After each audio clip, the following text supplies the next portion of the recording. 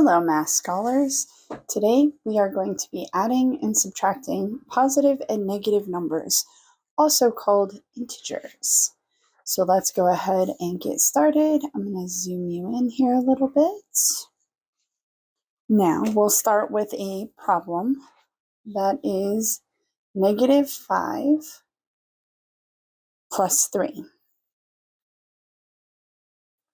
So one of the easiest ways that I have found to help with this understanding is to make negative signs and positive signs. So since I have a -5, I'm going to do 5 negative signs.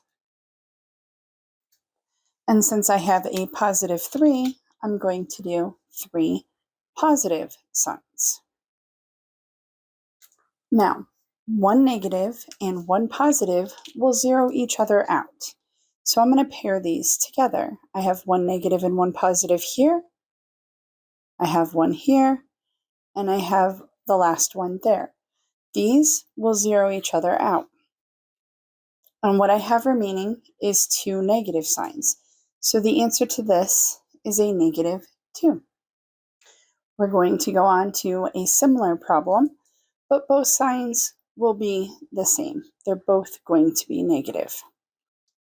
So again, I'm going to make negative signs representing each of these. So I have 4 negatives and 3 negatives. Since I have no positives, I have nothing to zero them out with. So I just simply add 1, 2, 3, 4, 5, 6, 7. I have 7 negative signs. And this makes sense. If you borrowed money and you borrowed more money, you would owe the total amount of money. So that brings us to the rules. Understanding the rules is helpful because that way, when we deal with larger numbers, we can apply the rules and get through the larger numbers a lot easier. So if we have 10 and -19, I don't really want to do 10 pluses and 19 negatives. So the rule here, when you have one of each, one positive, one negative, we're going to subtract the numbers. It doesn't matter which one is positive and which one is negative. I always start with the larger number. So 19 minus 10 is 9. Then we look and we see, oh, my larger number, 19, is negative. So this gets the sign of the larger number, -9. If we have numbers that are the same, and again, I don't wish to do 60 minus signs or 20 minus signs. So the signs are the same. We're going to add the numbers. So 60 plus 20 is 80. And then it's the sign common to both. They both have minus signs. So this is also a minus sign. So this is adding positive and negative numbers. So now we're going to change to subtracting.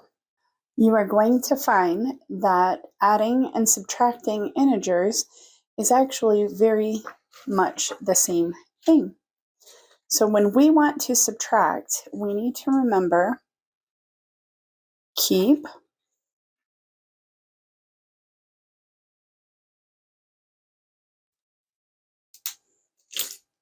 change,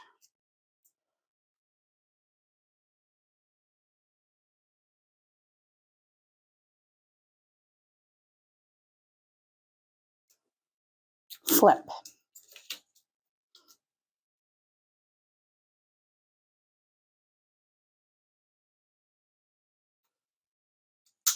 Okay, keep, change, flip. So the first problem that we are going to do is -3 minus -8. So we are going to keep the first number. We are going to change our subtraction to addition, and we are going to flip the sign on our last number. So a -8 becomes a +8. And now we are back to the addition rules. I have a negative number and a positive number. These are opposite signs. So I'm going to subtract 8 minus 3. is 5, and the larger number is positive, so it is a positive 5. I'm going to try this again, but now I'm going to do negative 9 minus 4. So once again, I keep the first number, negative 9 remains. I am going to change my subtraction to addition, and I flip my positive 4 to a negative 4.